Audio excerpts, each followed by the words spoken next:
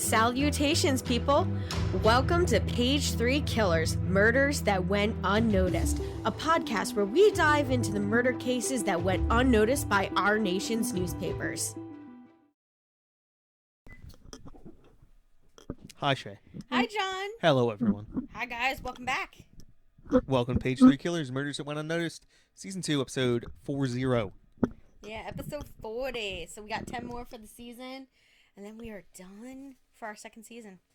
What? 2? How long did you think I was going to do this? Maybe 5 episodes and quit? Yeah, probably. Somewhere around there. Yeah. I'm pushing close to 100 total. I know. Well, we've already hit 100 episodes if we include the specials. Like, we've done at least 10 specials. Yeah, we're at like 101 episodes. That's a lot. Yeah. So this week, we got a interesting case. We're going to be talking about the new Bedford Highway Killer. It's in Massachusetts. We've been up to Massachusetts. We have, yeah. It was a fun trip. We went to, what was it? Salem and Marblehead, right? Marblehead is where we stayed. Yeah, it's like the, it's the New Hope of Massachusetts. Oh, it was gorgeous. Well, this is definitely not the scenic area of Massachusetts, I'd say. These are mostly, obviously, he's a highway killer, so it's all on highways, you know? But it was an interesting case. So, before we get into our topic, let's thank our patrons. What? Thank our patrons. Yeah. So, huge shout out to Christy Bryson, Chelsea Hargrett, and Stacey Fragale. Thank you guys for donating on Patreon. We appreciate your guys' support. If you guys out there want to support the podcast, you can hit us up on Patreon, or you can like, share, and subscribe, which is free. All right. So, for our news, the least fun part. So, Me for you. Yeah. This is where I shine. This is where you shine, yeah. you shine shoes? So, this case is from 1988. So, That was 2. Well, turn 2. I wasn't even born yet. Well, no, you were born, I'm not the beginning of the year, but by the end of it, you were born. Yeah, that's true. I was born right around this time. So, we're going to start off with January 25th. We have Ronald Reagan delivers his final State of the Union address. Because I believe who was elected? I don't believe the election happened. Yeah. No, Bush. Yeah.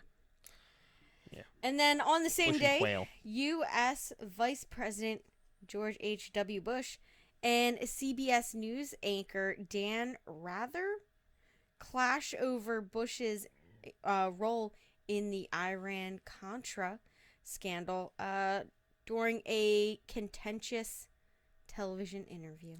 Because Bush was very involved. Yeah. I mean, come on. He's a Bush, obviously. They gotta be involved in all of them wars. You know. So the next one we have is February 14th. And that's going to take us to Calgary for the Winter Olympics. So hours after learning about the death of his sister, U.S. Speed skater Dan Jensen falls twice and fails to win a medal in the 500-meter race. I actually remember this. I do. I didn't remember that it was. Seeing footage after it. I forgot that it was because his sister died. Yeah. I remember him falling, and I don't even think he qualified for the final race. Yeah. Do you want to read February 24th, babe? Hustler magazine versus Falwell. The Supreme Court of the United States sides with Hustler magazine by overturning a lower court decision to award Jerry Falwell $200,000 for defamation. Yeah, defamation. Defamation. Yeah, defamation.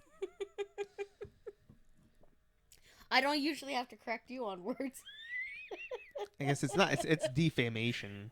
It's, I'm kind of wrong on that one. yeah, you are. But that's okay. I still love you anyway. That's what you're doing. You're defaming someone. You're not defamating them. You're defaming them. That's where I got confused. Because English is stupid like that. All right. So, this one was interesting. April 12th, former pop singer Sonny Bono is elected mayor of Palm Springs, California. That is Sonny Bono. Sonny You Bono. got that one backwards. Yeah. Yes, it did. All right. So the next one, actually, it's more up your Navy. The Navy knowledge. USS Samuel B. Roberts strikes a naval mine in the Persian Gulf while deployed on Operation Earnest Will. Never heard of it. During the tanker war phase of the Iran-Iraq War. Yep.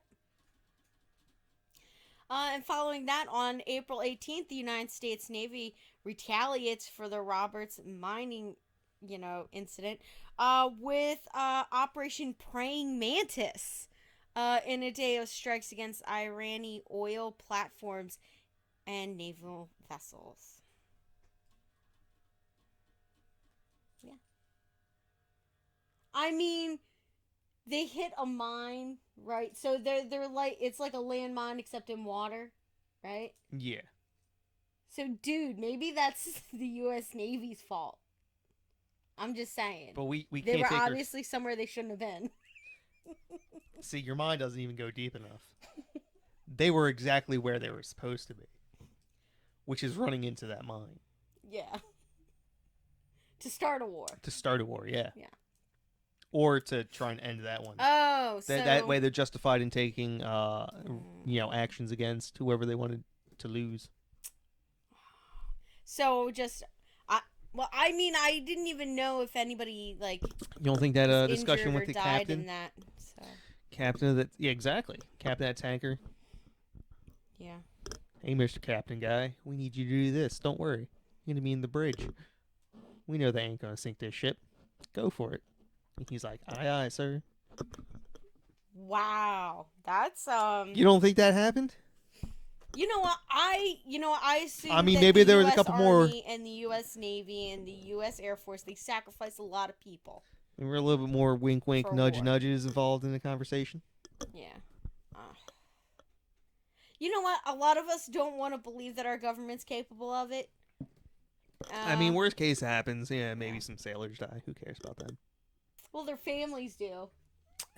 Not enough of them are going to die for it to matter. Oh, it's enough to end a war, though. No, it's enough to provocate intervention in the war. Yeah. Like I said, us just sticking our noses in other people's problems. Let's move on. Yeah. All right, so now we're going to move on. I am now on some list somewhere. Yeah, now they got the blinking red light over our house. They're like, watch this, Pastry Killer's John Potts. Blink, blink, blink. I'm going to have to get a VPN. Tap his phone. We'll start watching what he watches on YouTube. All right, let's go. Trust me, it won't be very interesting. Whatever FBI or CIA operative gets tasked with watching our communications are gonna get very bored very quick. Hope you brought your smartphone and you got some internet. It's like, oh no, he's watching another weightlifting video. Another hour of my life I'll never get back. Alright, let's move on to our CD side. Alright, so on February 16th, gunman Richard Farley kills 7 people inside his former workplace, which was ESL Incorporated, in Sunnyvale, California. He had been stalking colleague Laura Black while she worked there. Well, she still worked there. However, she survived the shooting, and he is currently on death row for that. Damn, homeboy. Oh well, he killed 7 other people. Never mind. Yeah. So our next one, why don't you read it? February U.S. 17th. Lieutenant Colonel William R. Higgins, serving with the United Nations group monitoring a truce between Lebanon. A truce in southern Lebanon, is kidnapped and is later killed by his captors. Yes. And now the last one, which was probably the big one, because I only went halfway through, like less than halfway through the year. Um, so this case here was kind of a big deal. All right, in Fort Wayne, Indiana, 8-year-old April Marie Tinsley is kidnapped and murdered. Now, April was an 8-year-old girl from Fort Wayne, Indiana. Um, she was kidnapped, raped, and murdered in 1988. Her killer left several anonymous messages and notes in the Fort Wayne area between 1990 and 2004, openly boasting about April's murder and threatening to kill again. Now, via forensic genealogy, the Fort Wayne Police Department identified April's killer as John Miller in July of 2018. On December 21st, he pled guilty and was sentenced to 80 years in prison on charges of child molestation, rape, and murder. April's case was investigated by the FWPD and the Federal Bureau of Investigation, and it was uncovered, and it was covered in a television series, America's Most Wanted. Now, Crime Watch Daily and Genetic Detectives on the cable network Investigation Discovery, aka my favorite TV channel ever. Yep. Like you're like bragging about that. I'm just listen. Eventually, I'll have watched everything that they will ever have made. Maybe. That's a lot of television, though.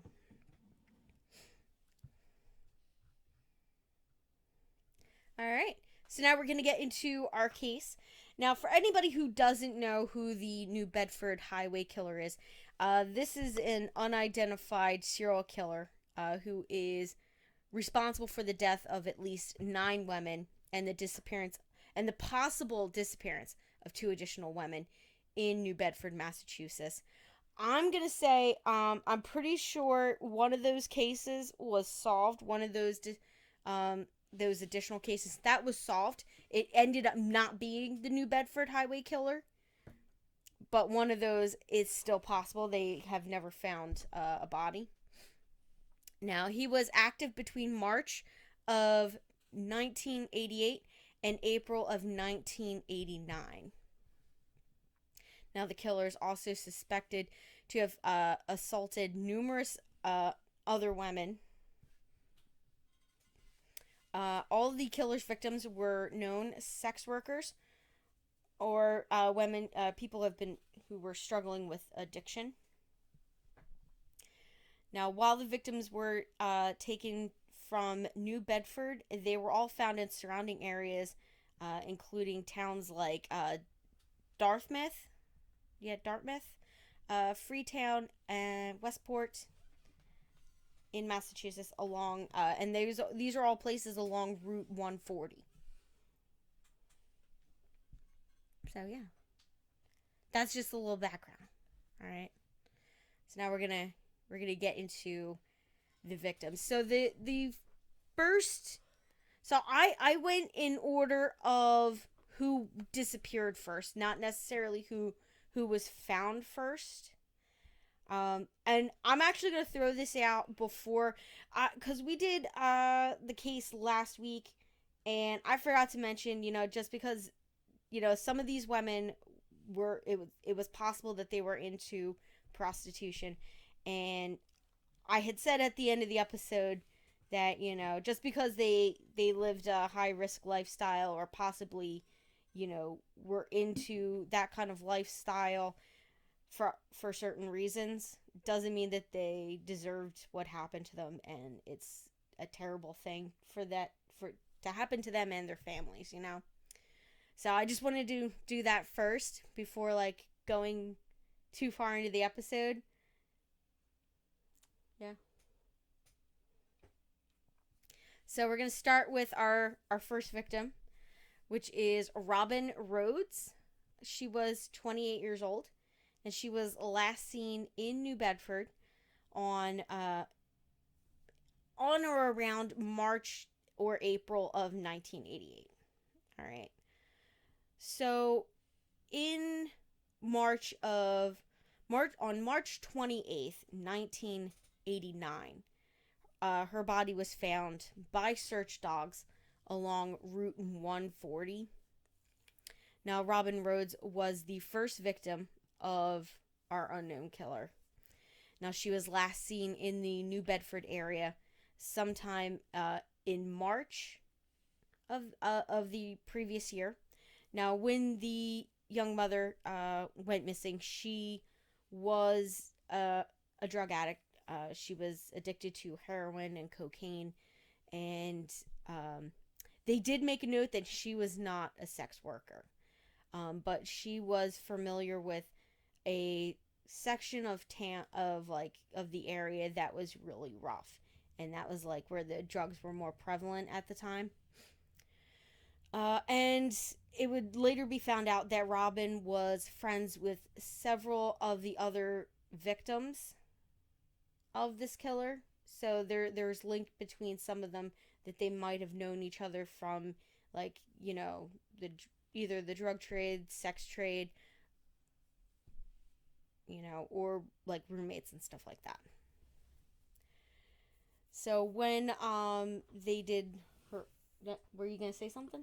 No. No? Okay. So when they did her autopsy, they found out that she had been strangled to death.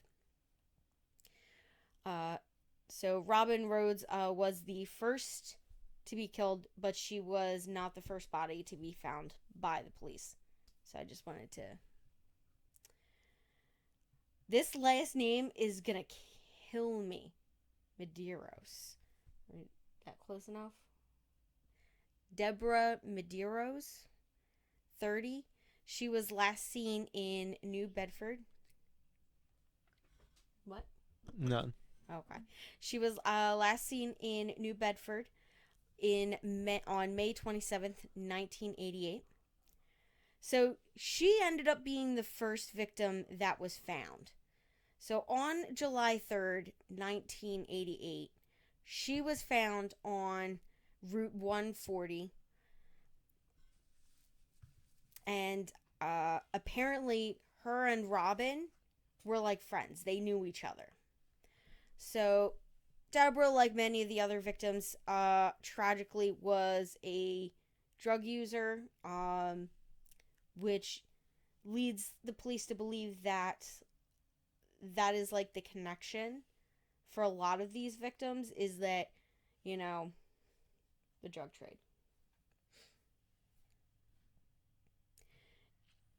Now, because of her drug use, she hadn't moved out of her mom's house, so she lived with her mom, but she was like sporadic.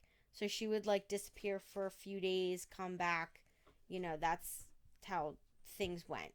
So on May 27th, Deborah told her mother, Olivia, that she was going to go visit her boyfriend in New Bedford, Massachusetts. Now, at the time, Olivia, it wasn't strange for her daughter to be missing for, several days before turning up, just because of her lifestyle and all that.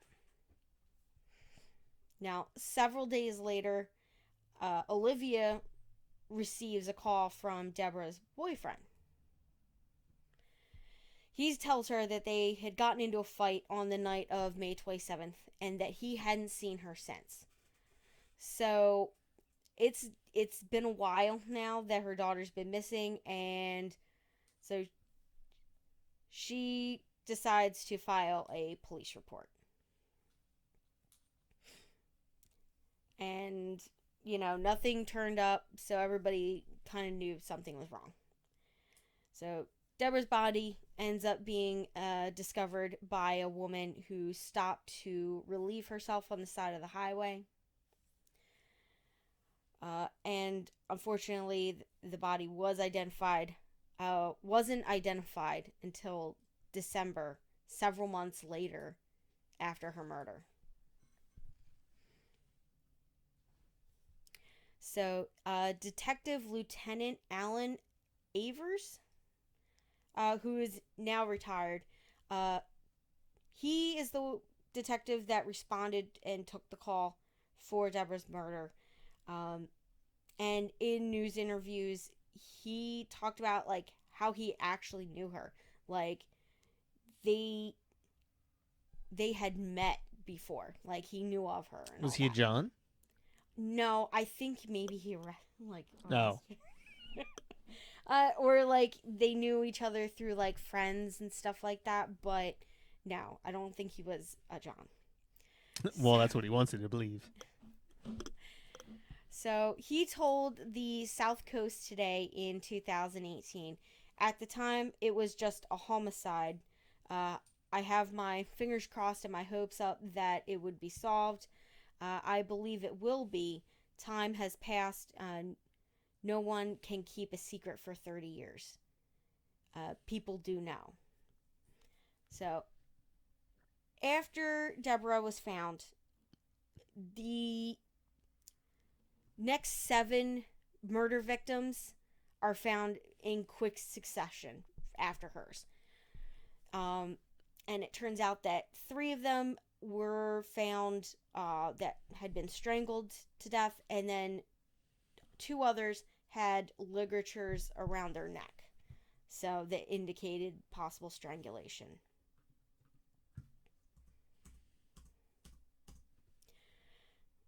All right, so our next victim would be Nancy Pava. She was 36, and she was also last seen in New Bedford on July 7th, 1988. Now, in the same month that Deborah Medeiros was found, Nancy was discovered. Now, Nancy's body was found on July 30th, closer to the end of the month of 1988, alongside Interstate 195 in Dartmouth, right? Yeah, Dartmouth. Yeah. Now, she was the mother of 2 children, and she, like many of the victims, had struggled with addiction, and she had ties to the Weld Square area of Massachusetts, which apparently is very high in drug activity, and it's like not a very nice area to live in, kind of thing. It's the hood. Yeah. So Nancy and the others were found within an 8-mile radius from one another in a very thickly wooded area. Now, from like looking at that, the police were able to determine that that was specifically just a drop location, that it was not actually the murder like where they were murdered. It was that they were dropped there afterwards. So, I don't understand. If you're going to drop your victims, you should drop them all in the same spot. I don't understand dropping victims in multiple places. That just increases your chances of being caught.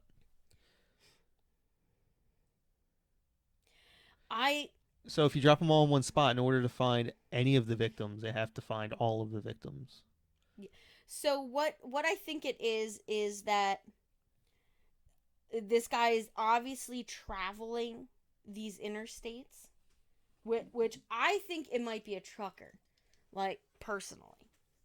I don't even know if this is the lead that the cops are following, because when we get into the suspects, when we talk about who they have as suspects, they had some really good ones, and then some that were absolutely terrible. But I feel like when you have bodies that are being dropped on the side of interstates, that it's somebody who's traveling. So I think like he's picking them up in New Bedford, killing them, and then on his way somewhere else he is dropping the bodies, and they just happen to be in the same area because those are the roads that he travels. I'm just saying, if you're going to be a serial killer, you got to think about these things. Just, a little game theory. Yeah, I mean, listen, I think probably putting all the bodies together in one location, like in the middle of like the freaking forest, like where nobody's gonna find them. That's kind of smart, you know. I'm just saying the where they were placed is convenience. Yeah, I guess. If you just don't care about getting caught. I mean, he But then isn't why been caught. bother? Fair enough. You're acting like he's been caught. Oh, I'm just saying, maybe maybe there's no evidence ever. Yeah, I really don't know. I mean, this is during the 80s, and I'm not going to say the 80s cops were all terrible. I'm just saying 80s cops were Terrible. maybe not as dedicated to The craft. yeah, as TV would lead us to believe.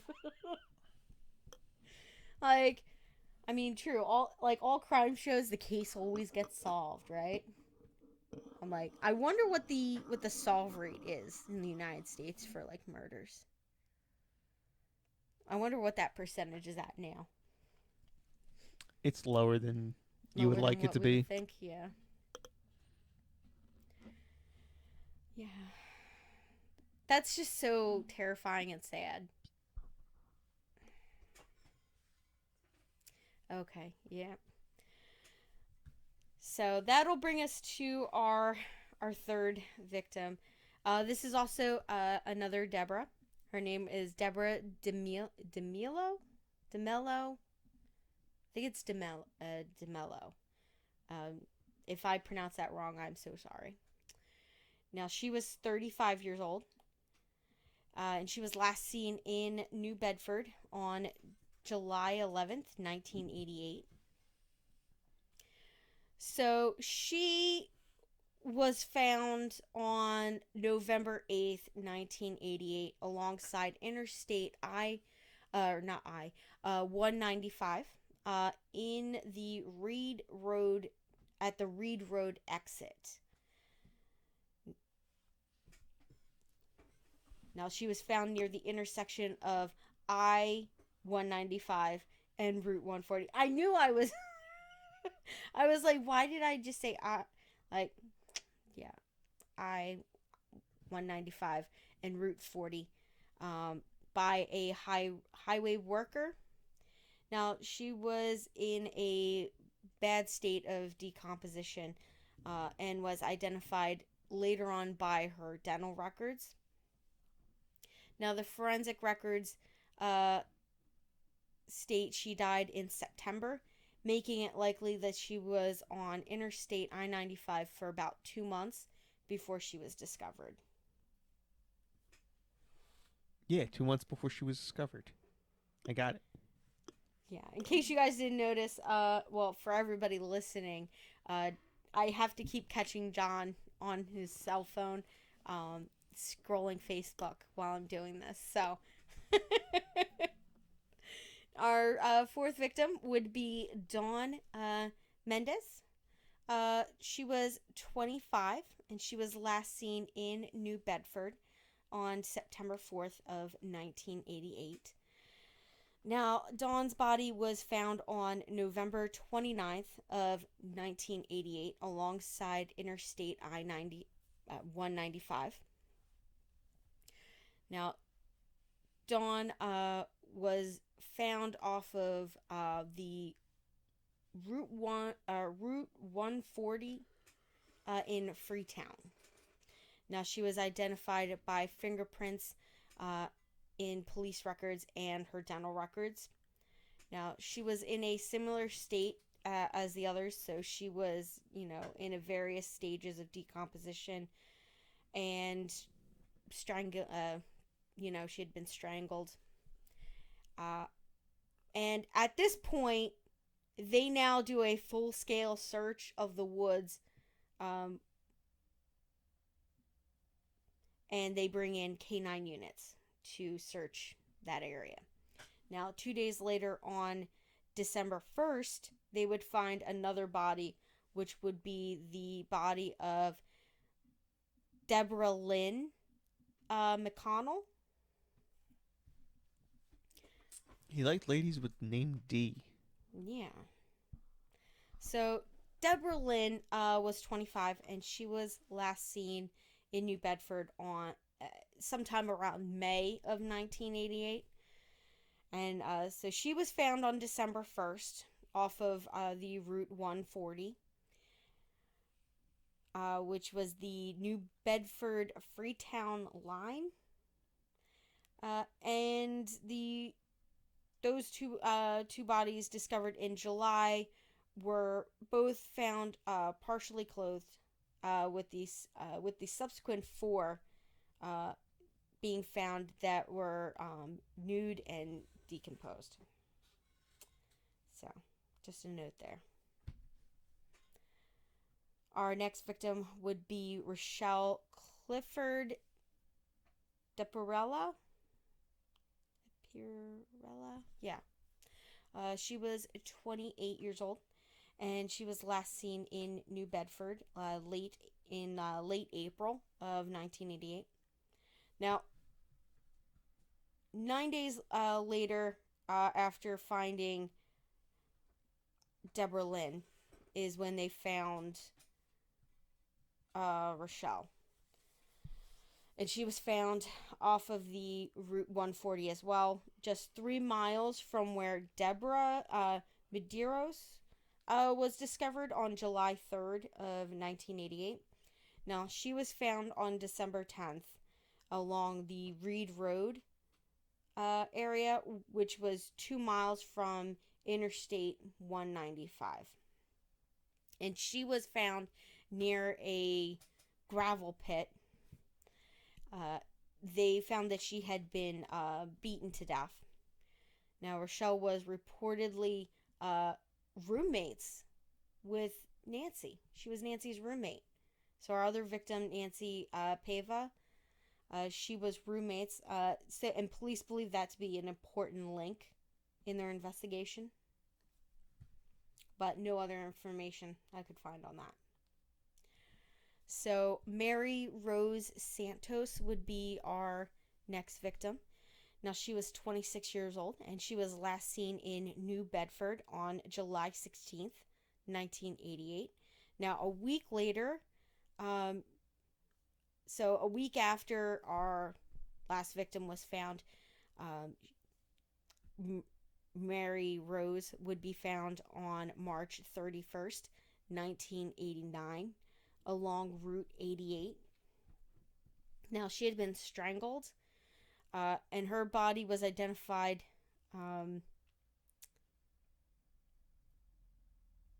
and she was last seen in mid-July.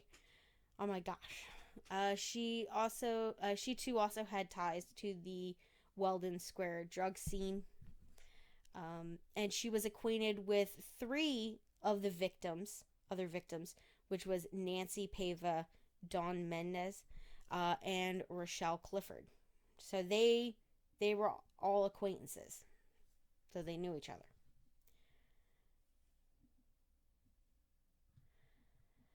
So our next and possibly the last of the ones that have been found, would be Sandra Batello. She was 24, and she was last seen in New Bedford on August 11th, 1988, and she was found a month apart from the others. So she was found on April 24th, 1989 along the Interstate 195. Now, according to authorities, she had been missing since March 13th. She had been found strangled.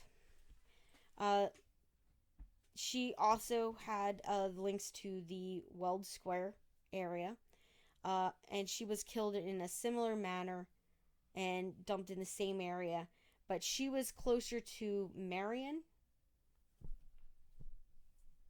If you know where that is, I'm not. I couldn't place it. I don't know.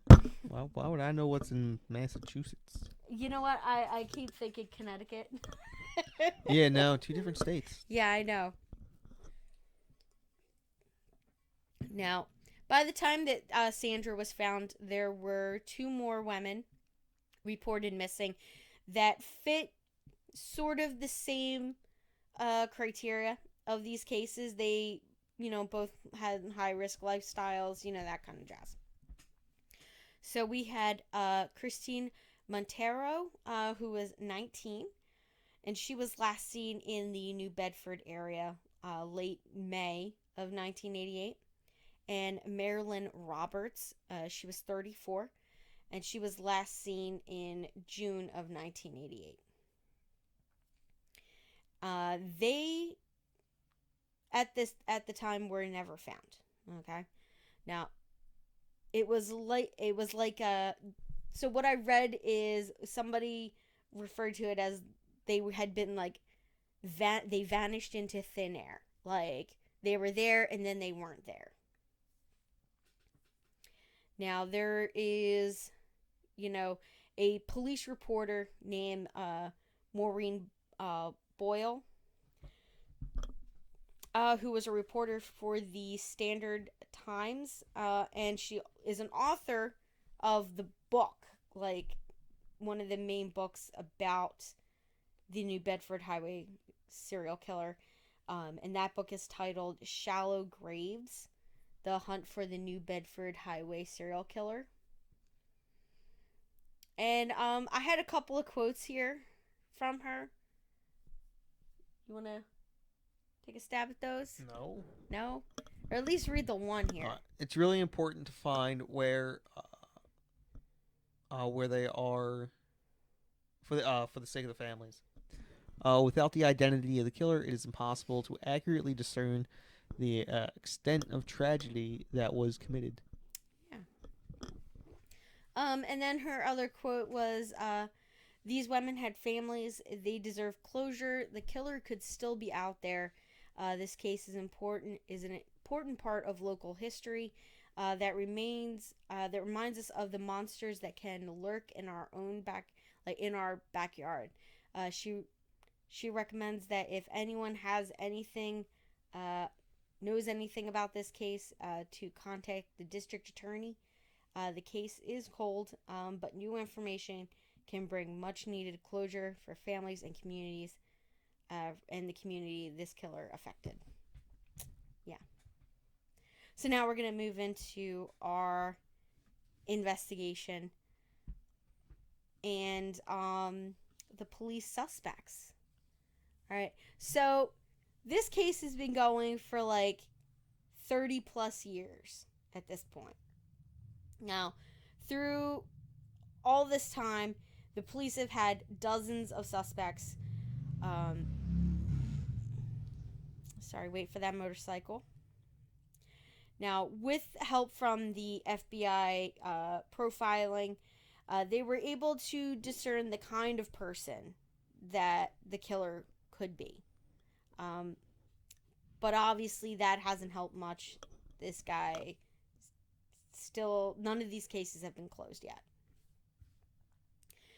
Now, after the FBI's profiling, suspects included individuals in law enforcement, truckers, dealers, and in one case, a dentist.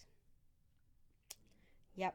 And out of the 12 suspects, there's 4 notable suspects. Okay, so these were like the top of the list. And I'm just going to tell you the first one, I feel like they just like fucked up. like right off the bat. Like, so the first suspect would be Anthony DeGarza. Now, in May of 1989, Anthony DeGarza was a 26-year-old construction worker. And his picture was shown around to some local sex workers in New Bedford in the Weldon Square area, where they had had a string of sexual assaults. And one of the women that was shown in the picture said that he kind of looked like the guy that had assaulted her. So that would be Margaret Medeiros. So she was shown Anthony DeGarza's picture, and she described her assailant as having a boxer-like build with a flat nose. However, she never positively identified him as like the guy. She only stated to the detectives that he kind of looked like the man who tried to choke her. Now, she was 22 years old, and they brought her before a secret grand jury to testify about her attacker. Now, she stated to the grand jury that Anthony DeGarza looked like the man who attacked her and tried to choke her. So, he was later picked up for questioning and brought before the same jury, grand jury, but was never indicted. All right. So later on, the district attorney, Ronald Pena, asked the court judge for a warrant to arrest Anthony DeGarza and accused him basically of allegedly committing 17 attempted rapes and assaults on several other sex workers in the Weld Square area. Now, after Anthony was notified about the warrant for his arrest, he and his defense attorney, Edward Harrington of New Bedford, no relation to the presiding judge in this case, surrendered to the courts. Now, Anthony DeGarza was then arrested and formally charged with allegations of 17 rapes and assaults. Now, the judge presiding over the case, which was Edward Harrington, set the bail at $180,000 and then had a $1 million surety bond. So he was not able to get out of jail. All right. So, because he could not provide that kind of bail. So he would spend the next 13 months in the county jail, just going to and from court, basically. So he had 18 court appearances and 13 months of his incarceration at the county jail.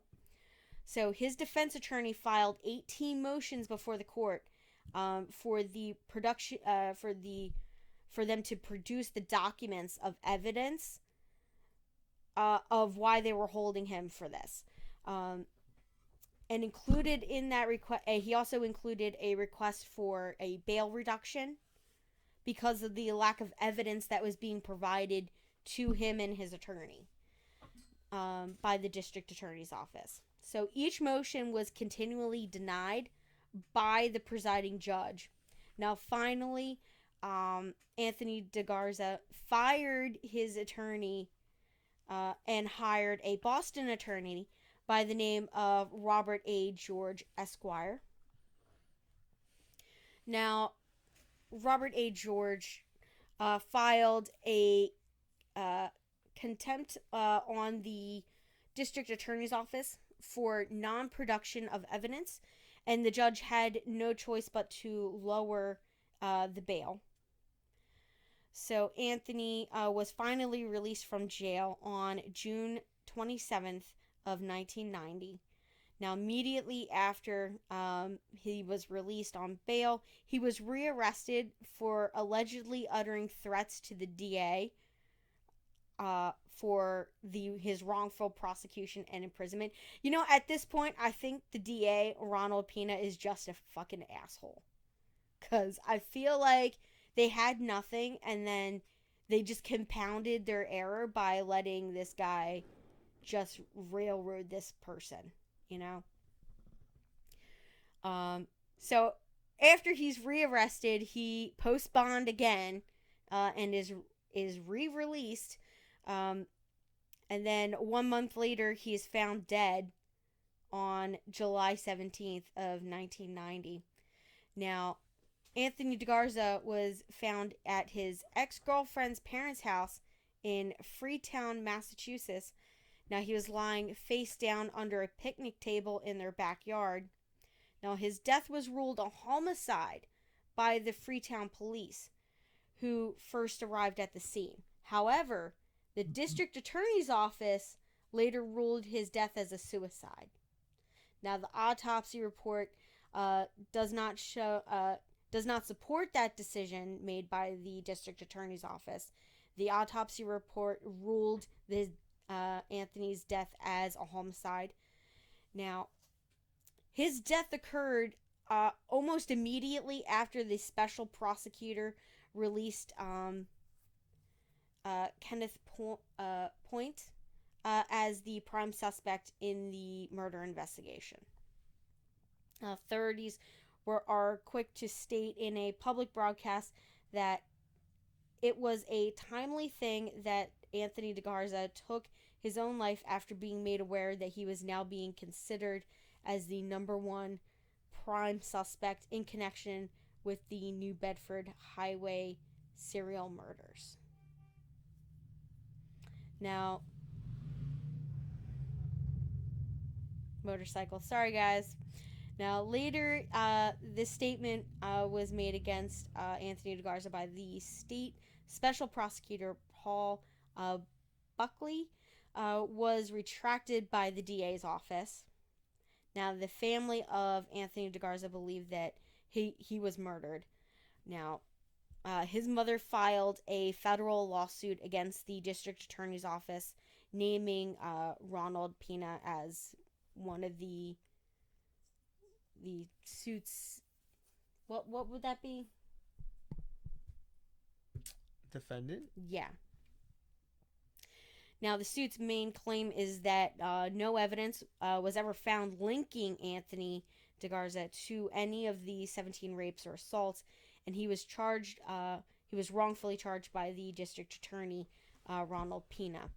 Now, also, there has never been any evidence produced by the district attorney's office connecting Anthony to any of the unsolved highway serial murders in the New Bedford area. Now, as of today, I have not seen anything citing specific evidence that would connect him to the crime. So, yeah. All right. So our next guy is an attorney. So we're gonna talk about Kenneth C. Point. Yeah, Point. It's a silent E. Or Pont. Punt. Ponty. Yeah, that seems more like it. Now, in August of 1990, the grand jury indicted New Bedford attorney Kenneth Ponty, 40, in the murder of Rochelle Clifford. Now, Kenneth had a checkered past, including drug use and a minor incident involving Rochelle, so he knew her personally. Now, the Bristol County District Attorney, Ronald Pena, suggested that Kenneth had murdered Rochelle because she was allegedly planning to expose his drug activities. Now, Rochelle's mother stated that her daughter had once given her the telephone number of Kenneth, in the event that she needed to be reached. Now, fortunately, he was a lawyer that represented her in April of 1988, shortly before she disappeared, because she had accused another man of raping her, and he was representing her as her attorney. So after her disappearance, kind of suspicious though, he moved to Port Richey, Florida in September of 1988.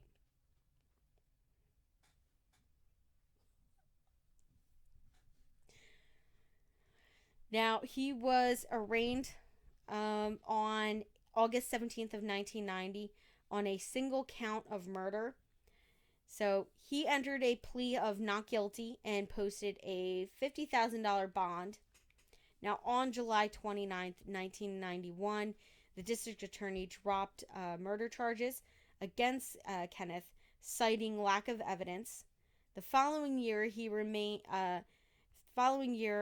remaining drug and assault charges were dropped, and the New Bedford case went cold.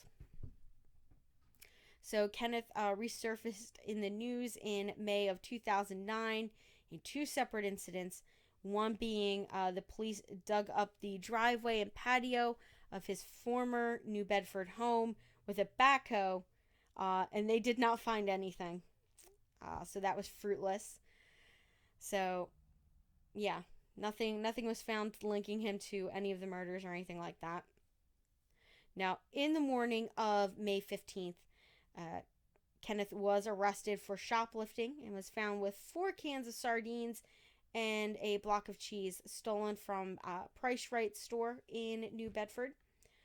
On January 27th, 2010, he was found dead in his New Bedford home. In the Bristol County District Attorney's Office has discounted foul play as a cause of death. So, all right. Next up would be Daniel Tarvis Jr. Tavares, yeah, Tavares Jr. Now, while in prison for the murder of his mother, Daniel Thomas Jr. Sent a threatening letter to one of the prison staff. Now, in this letter, he indirectly claimed responsibility for the highway killings. Now, he lived in New Bedford and had knowledge of where one of the murdered women was, which would be Gail Batello. He said that he knew where she was buried. So, and I believe he was quoted as saying that it was within a mile of his home. Now, when they did investigate that, they ended up finding Gail, and she was found buried under a tree in his backyard. So, in 2015, he was convicted of the murder of Gail, who went missing in 1988. And he was also convicted of 2 recent killings, those of Brian and Bev Murak.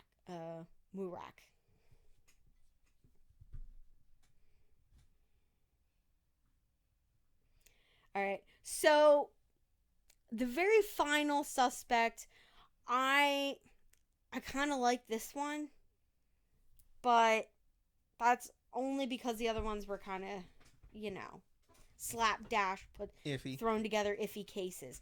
Now, this one here, though, is like going international. All right. So this is taking us all the way to Lisbon. All right. So there is, like, some people have said that it is possible that it could be the Lisbon Ripper. All right.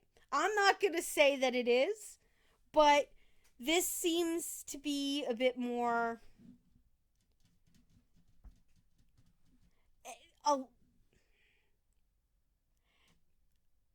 I don't even know what I want to say right there.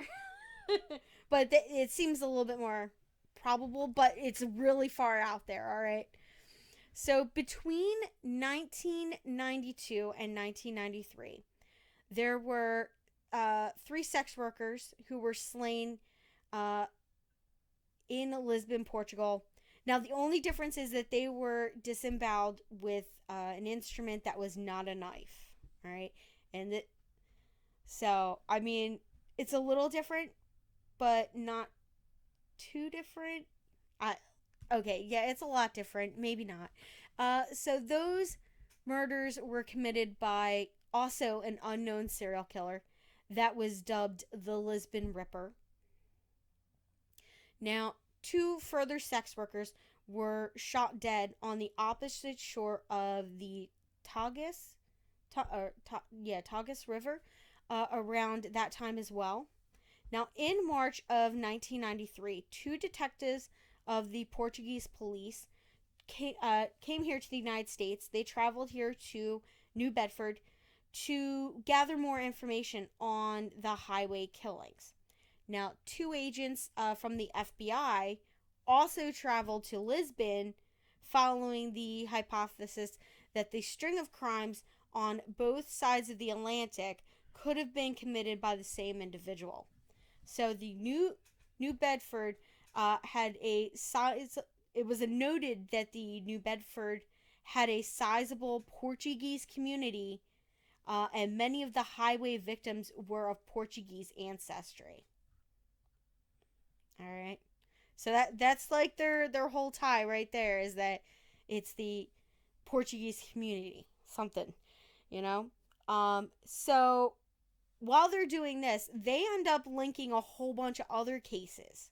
All right. So the Lisbon murders are then linked to four similar killings that took place in several other countries, all bordering Germany between 1993 and 1997, which would be Belgium, the Netherlands, Denmark, and the Czech Republic. Now, the theory is that the Lisbon Ripper had become a long haul trucker, which is what I think. I think the guy is a long haul trucker. I think he's a truck driver. That's just my feeling. Now, in 2011, a 21-year-old man named Joel applied to participate in the Portuguese edition of the reality show Secret Story, where participants try to guess each other's secrets while concealing their own. All right. So the secret that he applied with was that his father, Jose Pedro Goodies, was the Lisbon Ripper. So Jose Pedro was 46 years old. He was arrested and confessed to the three murders. But could not be prosecuted because the murderers had a prescription. Basically, their law set up where they have 15 years. So unlike here in the United States, where you can be arrested at any time for murder. There is no cap date on murder. If they find you in 50 years, then you will still be prosecuted to the full extent of the law. In Portugal, unfortunately, you have 15 years. And then they just close it. So, those three cases he couldn't be prosecuted on. Now, he could still, though, be prosecuted for the murders that were committed in 2000 in Alverno, Portugal, and similar murders in Germany and the neighboring countries where he had resided during the 90s. Now, it is unknown if he ever resided here in the United States. They, travel records and all that are really hard to track. Now, he was tied to the Averno murder in 2013, but found he was not proven guilty due to lack of evidence. So I'm not sure if he did it. I'm not saying he did it, but I feel like they're on they're onto something with the long haul trucker thing. So what do you think, babe? I don't know. I don't think it's the last one. The last one's a stretch. Yeah, you think the It's last like one's a 2 stretch? layers of like I don't know. Conspiracy. Yeah. Mm. Like first, even if it was the New Lisbon Killer, then even on top of that, you haven't proven who the New Lisbon Killer is. So it's just like Yeah. twice as unlikely. So I feel like the first two guys kind of got the short end of the stick. They got kind of railroaded by the DA's office. Just saying, that DA, if he is still practicing, needs to stop. Because I'm pretty sure he's probably done this a lot to a bunch of more other people. He's got to be retired by now. Thank God. It's like 34 years later. Yeah, he's probably like running for Congress or something. But yeah, so hopefully, now that they're like using DNA, I don't know if they have any evidence. Like a lot of the evidence that they have, I'm sure they're not putting out there because it's something that they could still use to catch somebody, and they don't want to show all their cards. So I wish I was able to like find more, but it's just not out there right now. But yeah, so that is the case of the New Bedford Highway Killer.